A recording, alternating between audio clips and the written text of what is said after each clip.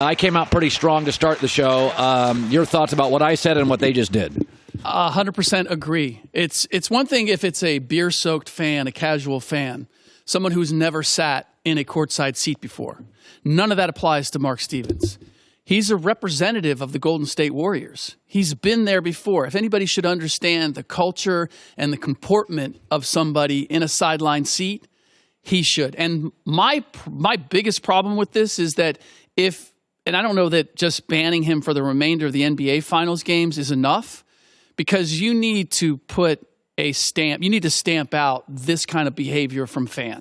By the way, I've seen it more this year than I ever remember. It is escalating. And the problem is that players at some point are going to come back. And what happens if Kyle Lowry goes back at him? He looks like for about a half second, Kyle was like, I'm going after, and then Kyle smartly is like, okay, I've been in this league a long time. Get the hell out of there. But that is the risk that you run, and if you make allowances, again, the biggest issue that I have is Mark should know better. If anybody, you are part of the Golden State Warriors. He gave $100 million to USC. They got buildings named after him. This is a grown-up. Like, I think the standards are higher for the wealthy and the people on the suites. The standards are higher. And you should understand that this is the NBA. This is entertainment. This is business. You're reacting emotionally like you're playing in the game. That's my greatest issue with fans who begin to think that they are part of the teams that they cheer for. No, you're not. Cheer all you want, but you're not taking up battles. You're not part of the equation. That is where I disagree with you with Drake in terms of this doesn't equate to that, but Drake, you getting into it, calling Draymond Green trash, you again are connected with the Toronto Raptors. Be a little bit better than that. Yeah. I think not to be Sigmund Freud, there is a psychology here. As Silicon Valley, ultimate wealth, you do feel impenetrable. When you can pay $30,000 for a seat, there is a sense of I am special. Money makes people feel smarter and special. Golden State's got the richest people in the world sitting in that arena. Colin, I live in the Bay Area. I've seen the transformation. It's disappointing. The level of entitlement across the board, the lack of etiquette, the lack of the simply I have the most money, so I get to do whatever I want. It has changed the culture of the Bay Area in a profound way and not in a good way. By the way, there was a study done years ago. I think Stanford did the study that they found that people in nicer cars at a four-way stop felt they had the right of way. And so they, over the course of years, they watched cars that came to the intersection, and new cars over $80,000 in value, those people just blew through it, waited less. Because I'm rich, I have a Range Rover, I go before the little Kia guy. And actually, if you're driving a Tesla, you're doing more for climate, so you don't have to stop at all. You just get to go. There you go. All right, so last night, my weird take on this was, hey, Kyrie and Kevin Durant, see how well he played with Steve Kerr at home and Draymond Green? Irrelevant. Lost. You go ahead and hang out with all those B and C guys in Brooklyn and the Knicks and Kevin Knox. Steph was unbelievable last night. Yeah. With Draymond, with Iggy, with Boogie, with the culture, with the system, with Steve Kerr at home.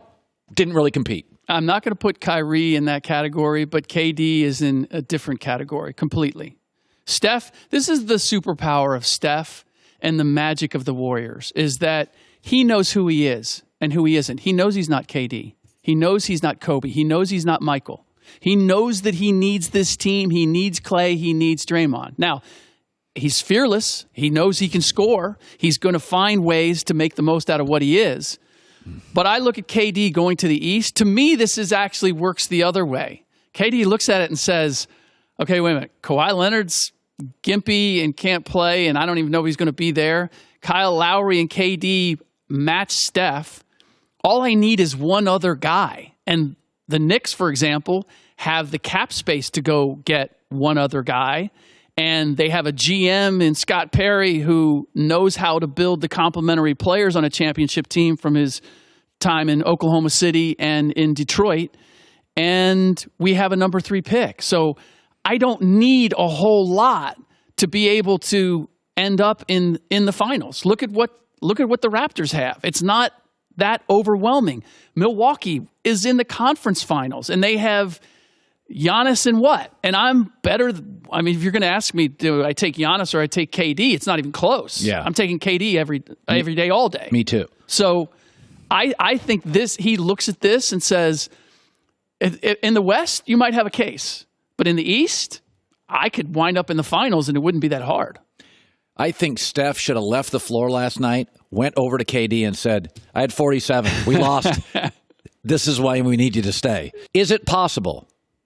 Jimmy stays in Philly. KD stays. Klay obviously stays. Yeah. Kawhi stays. More money, you're winning games. Is it? I mean, the NBA, let's be honest, the CBA, they kind of want this.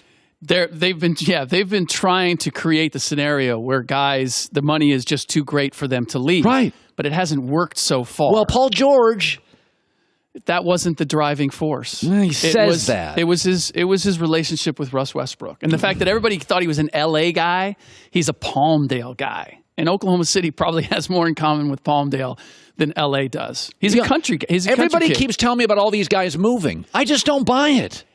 Jimmy Butler is the one that I have the hardest time seeing staying, just because he knows that he's not going to be the straw that stirs the drink. He's never going to be that in Philadelphia, and he has aspirations of moving a little higher in the pecking order with whatever team that he goes to. When it comes to KD and Kawhi, one of the elements that we don't talk a whole lot about is their health, and that being a factor here. Kawhi, from everything I've heard, has developed a great trust, and I think you and I have talked about it before, in Alex McKechnie and how they've handled his injury. When you've had the history that Kawhi has, who is in the training room, who is extending your career is a big thing. The Phoenix Suns long had an advantage when it came to this. It's why the New Orleans Pelicans stole their athletic trainer. The Atlanta Hawks, when Travis Schlenk took over, the first thing he did, he stole somebody from the Golden State Warriors. That is an element that players pay attention to. Now, I'm not saying it's the defining thing. But in the case of KD and Kawhi, we're talking about two guys right now where injury is an issue. Yeah, Durant and Kawhi are older veteran players who put up a lot of minutes in. Exactly. And so KD may be looking at it not just from the treatment, but do I want to go someplace else at this point and carry that load? If there are lingering issues with this calf problem, if he takes a month off coming into Golden State, that's not a problem. If he goes to New York and he gets there and he signs the big deal and there's the big hurrah and then he can't play at the beginning or he's limited. Dwight Howard went through this very thing when he went to the Lakers. Nice. He should not have been playing.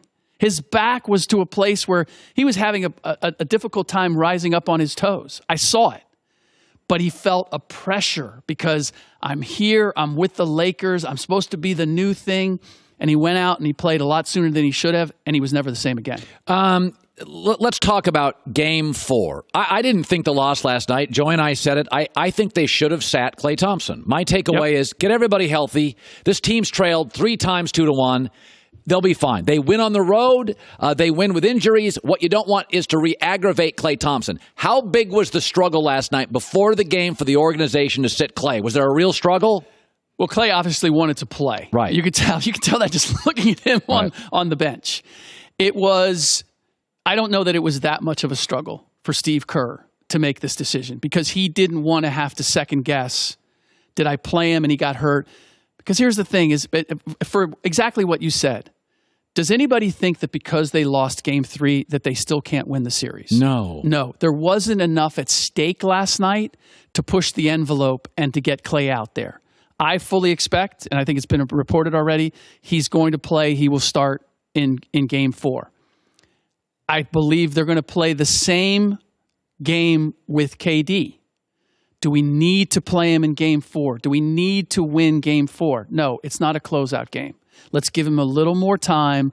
Let's see if and obviously he's going to go 3-on-3. We'll see how he responds today. There's a chance he plays in Game 4, but I believe that they're the druthers of the team. Is Klay 4, KD 5. KD 5 if need be. And let's say they win and they're going back for Game 5 and it's all tied up. Maybe you give KD even another game. And you just make sure that when all the chips are on the table, it's a closeout game, we are at our greatest health. Isn't that crazy? It is. For Golden State now, Toronto's facing an MRI. They're essentially facing, it's a chess match. It's like, yes, let's just keep moving our guys until we absolutely have to have our stars. Yes. But look, I'm looking at the other side. I don't know if you saw it with Fred VanVleet. Had an impactful game.